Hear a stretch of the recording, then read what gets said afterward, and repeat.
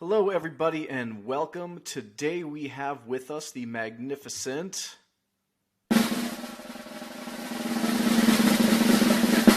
Penny, and I'm happy to have her here. She is very friendly already. I've just talked to her for a couple minutes. So why don't we get the audience to get to know you a little bit? Tell us a little bit about yourself. Who are you? I'm a mom, a grandma. I've written stories for many, many years. I just hid them on my computer until my kids got old enough to actually poke me and make me put something out there. Um, so I finally got up the courage to do so in 2020, basically, is when I went out and got a publisher. So, aside from that, I sell new houses. My background's in blueprinting and drawing, so I design custom homes for people. And that's kind of what That's pays the awesome. bills. Awesome. And whereabouts are you located? I'm in Leduc, Alberta, Canada. So I've been here for almost 30 years. Awesome.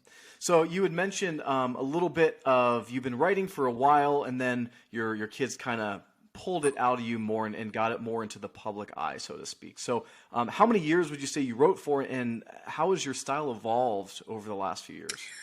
When I first started writing, it was a way to escape bullying when I was younger. I would get frustrated. Everybody always talks about the redheaded temper. And a lot of times I think it's because redheads can't really get it out the way they want to. So it comes out very aggressive. And my mom would have me write just to get it out. And it involved from songs and poetry and whatnot to the point where what I wanted to say was longer than a poem. So I wrote my first story, Linked, back in 2004, 2005. It was 110,000 words. And I never shared it with anyone but my mom. But it was a way for me to de stress and declutter my mind. And so over the years, I've went back and I've tweaked it and played with it. My writing style, basically, I'm learning through reading how to evolve my writing style, if that makes sense. Hmm. Yeah, absolutely. And so you had just said that you'd never shown it to anyone but your mom. Is that still until this day, or is that until recently? My youngest boy found it on my computer in 2019 when he was cleaning my hard drive and asked what it was. And I explained to him that it was a romance novel I'd written, one of two. And so he started looking at it and he said that, I should see about getting a publisher, see if somebody was interested. So my New Year's resolution for 2020 was to try and learn how to do a cover letter and try to send some query letters out and all of that. So I did. I was picked up by 8 publishers, and I decided on Austin Macaulay just because they had the most offices. So I thought it would get the most exposure that way. And in the same time, I would be able to learn a little bit more about what happens after a book gets published. So working with the editors and the cover designers and all of that kind of stuff. So it's a work in progress. I don't think anybody ever learns everything all at once. So I would imagine I will have a great deal to learn for many years to come yet. Awesome. Can you explain to me a little bit about what your querying process was like? You said that you got offered by 8 publishers, and that's a lot if you ask me. So what made your query so successful, if you know? Well, I did it for. And then also maybe real quick, you can hold your camera a little bit more in front of your face. There we go. We can see your nice smile. So basically, I did a lot of research.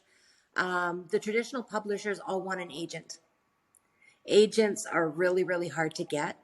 In Canada, agents charge for reading fees. In the States, they can't, but then you have reading timelines and stuff like that. So Because I'd already left it 16 years, I didn't want to leave it any longer. So then Hmm. I approached publishers. I didn't want to do self-publishing because I didn't know enough. I was really afraid I would screw it up, and then that would be the end of it. So there were publishers out there called hybrid publishers, which they publish you as a traditional novel, but they give you a hybrid contract. So you pay a little bit of money, not as much as a self-publishing, and they help you through all the processes. So you can kind of learn as you go along. Um, and so the first, I Googled query letters and read probably oh, 50 different query letters just to see what things I thought my book might have and need to be known about. And I was quite confused at first about the synopsis and the query and who wants what information in which. So through reading and breaking it down, I was able to devise a query letter that had all of the basic things that the publishers needed: word count, the what's going to happen, all of that sort of thing. And then I picked on my son, who forced me to do this in the first place, and made him read it to make sure it was good before I sent it out. And I had basically just, like I said, I sent it out to, I think, 12, 12 different ones, and 8 people came back with a contract. So I thought that was pretty good. And like I said, I just went with Austin Macaulay because a lot of the hybrid publishers are the UK, but Austin Macaulay was in the United States as well as the UK. Hmm. And so at that point, they charged you a reading fee, or was that prior to you sending it out? No, they didn't charge a reading fee at all. They just automatically, I had to send them with the query letter, you had to send the synopsis, and then they asked for the manuscript. So I gave them the manuscript, and then you waited probably a month, sometimes longer for some of them. And then they came back with, yeah, we think we can help you on this. This is what you're looking at cost wise. This is what we're looking to pay you for it. What your royalties will be on ebooks and paperback and hardbook and all of that kind of stuff. So that the process was from start to finish, I would say. I started querying in January, and I had a signed contract by May. So it was quite quick. Wow. Awesome. So I'm going to be honest. I have heard mostly negative things about hybrid publishing. You're the first person that comes with something positive to the table. And so you've mentioned a couple things about there was like a little bit of fee that you had to pay. Would you say that you have already recouped your costs, or you're on the track to that, or what are your feelings about that? I'm on the track to that. I've had my first royalty payment. They handle all the royalty payments and stuff like that, which is, again, something that was a lot better for me than having to try and go to these different websites that I put it on. I've talked to a few people who've done the self-publishing, and they don't have it. Their book isn't distributed Canada-wide or worldwide. It's just in the area that they're in. Unless they've done it with Amazon or whatever, you see them setting up a table or a booth at farmers markets and things like that. And so a few of the people that I've spoken to about their costs, they were at the 10,000 mark to have a book self-published. Yeah. I was less than a quarter of that. Okay. And the information, like not having to find an illustrator to do the cover. Because the publisher found it for you. Exactly. Yeah, they did all of that. They got the copywriting done. They've got the numbers all registered. It was put on Barnes and Noble, Chapters and Indigo, Amazon worldwide. a bunch of stores. Um, there was I think a list of 15 or 20 different stores that it went to. Um, and so for me, just to learn the steps, I would have had to pay someone to teach me anyway. And then the fact that they didn't rush it because they accepted it in May of 2020, but I didn't pass the final edit from the editing department and move on to a release date until December of 2022. Or sorry, 2021. And so the release date for this book was January 31st, 2022. So I don't feel that it was rushed. There still are things that I've noticed that I want to correct before we reprint it again. But I figured that all comes with learning. Mm-hmm. Yeah. Well, it's interesting because as I've been speaking to a lot of authors, I get a lot of different feedback on the different routes that they took. And like I said, you're the first person that's had anything positive to say about hybrid publishing, but I can see where you're coming from as someone who's a new author, and you're like, I know nothing about this industry at all. True. I want someone to help me and teach me. And so there's that end of the spectrum where there's like a full publisher, but the bar to get into that would be very high, and they only accept a few manuscripts per year maybe.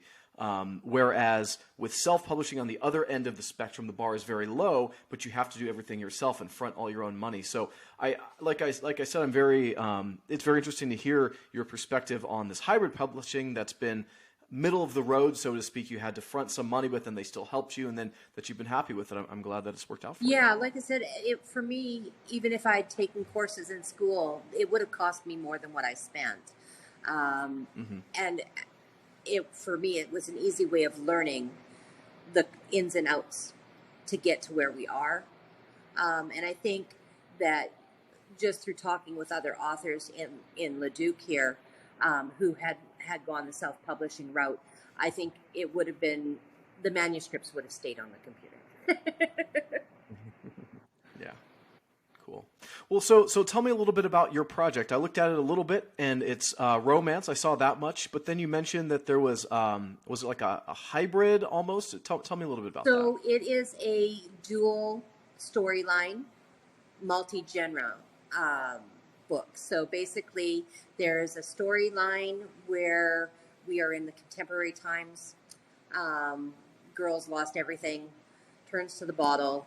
And as she's coming out the other end, or when she's at her lowest point, she's being brought out by what she thinks are dreams or what have you, just a body's natural instinct to protect itself.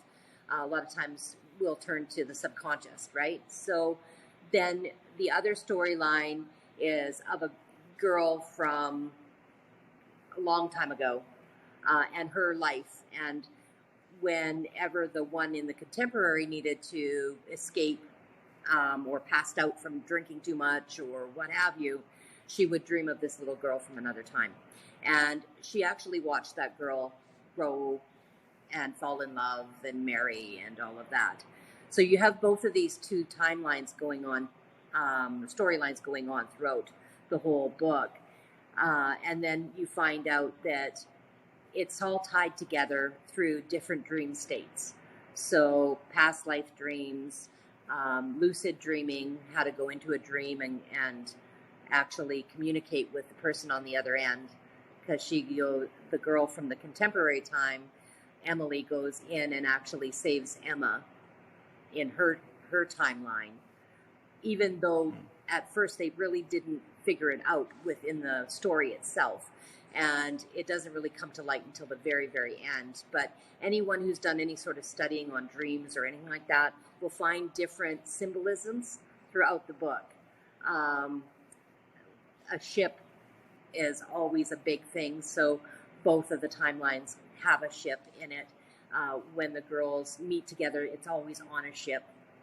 And it's because if you look about dream symbolization, ships are what take you from one place to another. Okay. Interesting. I like that. So you would say it's maybe like a romance and then fantasy, you could say? Yeah. The library here was actually very kind to me. They put the book in the library, and they had said that when she went through it, she felt that it hit many different genres. So contemporary, historical, and paranormal. So it runs into the fantasy and stuff like that. So it was great to have that kind of feedback from someone who stares at books all day. Yeah, that is cool. I like that blending of genres, as you said. Now I'm curious. You had mentioned studying some dreams and stuff. Have you pulled some of the dream experiences or anything like that from your life and put it into your book, or some of the things that you've studied, or is this all a concoction of your imagination? A lot of it's concoction of imagination, but when I was pregnant with my first child, I would have this reoccurring nightmare. Driving down a road, I would go off the road into the water. And as the car was going under, I was trying to get myself out of the car and the baby out of the seat and everything. And I never thought much of it until my second child, who was 6 years later. I started having the same nightmare in my pregnancy with him. And someone had mentioned to me, there's got to be a connection to have that same dream in both of those things. So I started researching about that. And when I did, I found it so fascinating, all the different ways that it could go, that Austin was born in 1997. I started researching 98, 99, 2000, probably about 3 years. And then my mind just said, okay, well, this is enough for, I wrote a couple poems on it. And then I just thought there's enough here for more. So I sat down at the computer one day and more turned out to be linked. Okay, cool. Is there anything that you could compare your own novel to as far as other things that you've read, or is it very, very unique? I think in a lot of ways it's unique, just in the fact that it's multi-genre. A lot of people who have read it or reviewed it have said that it's neat how it goes from one timeline into another. So I don't think that there's a lot out there like that, and I could be wrong. I've read a lot of books over the years, and I think that there's little bits because I was self-taught basically from reading. There's got to be bits of it from other people that had an influence. Like, it can't just all be me, but I think that at the end of the day, it's my imagination that put it to paper. Awesome. So, what would you say that your writing habits are like then? Basically, when I can't sleep and too much fills my head, it's got to go somewhere. So it's ironic that sometimes I can sit down and write for days and then all of a sudden come up for air and, walk away and so on, and then come back to it. I like to try and have, my mom had always said that when you're writing something, there has to be enough truth mixed into the lie that makes it believable. And so I always try to go back to those words. So anytime I'm writing something, I always try to do enough research to put stuff in it to make people say, okay, did this happen or could this have happened? Because I think when we get into a story where you're actually questioning those things, it makes it worth a second read. Returning visitor. Interesting. Sorry, I just gotta shut this on. No worries. Take your time. Okay, that should be good now. Cool. So do you do this full time then, and are you planning to continue writing then, or is this kind of is this only the first book that you've written, and you plan to do more, or is this is it? I had written another book, which is getting ready to come out, I wrote it actually the same time I wrote Linked. So it's called A Widow's Kiss, and it should be coming out this coming year from the publisher. So I have a sequel started to both of them. And it's basically just trying to decide which one I can research the best first, and get the knowledge base that I need to make the story believable in aspect. So Linked has a second book that I'm working on right now called Coma, where the characters from Linked will come in and start on another storyline. There's still going to be some dual timelines happening in there. And of course, it'll still be multi-genre. And then the other one that's coming out next year, that one, hopefully, unless my mind collapses, will have probably about 5 books in the sequence. Oh, wow. Full-time, I sell new homes. I've done that since 1997. Writing was, it's a way for me to de-stress, to detox my brain.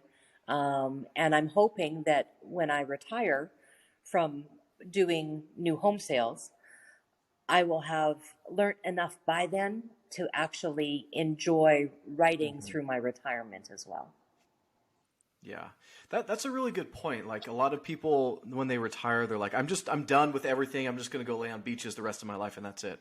But I think retiring to something that you like and that you love is really good for your mental health.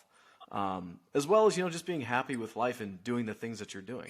Well, and I think that that's very important. I see so many people, especially in my industry, who have retired, and then I have one lady who is an assistant to me only because she retired and her husband phoned me and said, God, please put her to work. So I said, well, I can give her a couple hours here and there to get her out of the house.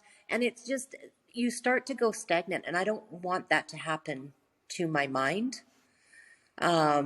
If my body starts to fail in the future, I think I'll be okay as long as I still have my mind. And that's something that I think is very important for everybody.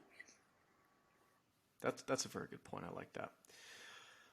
So dare I guess that in your book coming out, Coma, that the characters are communicating through someone in a coma? Yes.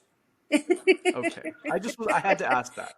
And coma, because I had my own coma when I was in a car accident when I was 16, I was in a coma for 12 days. And so comas are something that have always interested me, and especially long-term comas where there's really no reason that a person's been unreachable for the amount of years that they have been. And so in coma, this gentleman's been in a coma for 8 years. So I'm researching what things other than medical things could possibly keep him there, and how to go into his state and bring him out by the end of the book. Wow, that's very interesting. And I can't say that I've ever spoken with someone who's told me they've been in a coma before. So, first. Now I have to ask though, do you recall anything from when you were in the coma, or is it just a blank page?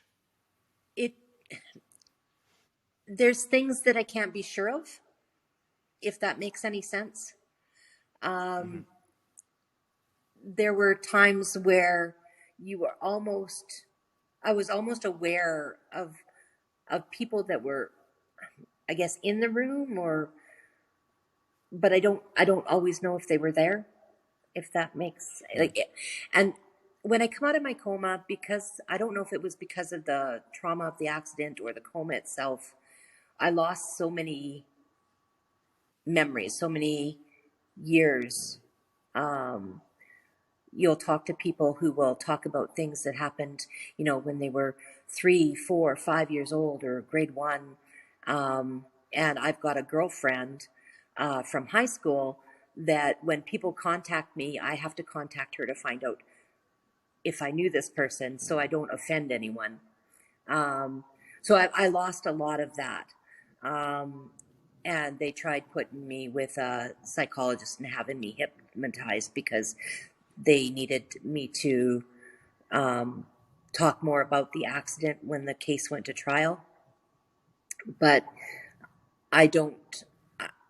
It didn't work as well as what they thought it would have. But I do remember, and like I said, I don't know if those are just more feelings than memories or just what. But I do remember having the feeling of, if I could just reach out, I I could wake up. And Mm. the final day when I actually did wake up, I came out so aggressively that I pulled all of my tubes out that were in, Mm. like my breathing tube and my food tube, and everything came out all at once when I sat up. Um, and I was alone, so I don't know why I kept thinking people were there waiting for me to get up, but it was the weirdest thing. Well, I mean, maybe people did come and sit with you and say, "Hey, are you in there? Come out." And then eventually, as your brain caught up, it was like, "It's time. Let's Yeah. go." I don't know. They didn't teach that when I went to medical school. No, and so that's for me. That's kind of the thing too. It's like, did did this really happen, or was it wishful thinking that was? But something. It felt like something was telling me to wake up, and I don't know. Hmm. Um, I don't know what that was. I've never been in a coma, but I did have a pretty bad concussion one time during a rugby game, and I lost just a couple minutes of my life or whatever it was. Like I just remember not existing as far as I knew. It was very interesting. And then as I started to come up, I realized that my body was kind of like on autopilot, and people were asking me questions, and I was answering them, but I had no control over the answers. And I guess that's kind of what they do when someone has a concussion. They ask questions because if you don't know the answer, then they're like, something's really wrong. And they were like, who's the president? And I was like, oh, it's Obama. And it was Trump at the time. And like, it's just very interesting how your brain continues to exist when the rest of your body is kind of unaware of what's going on.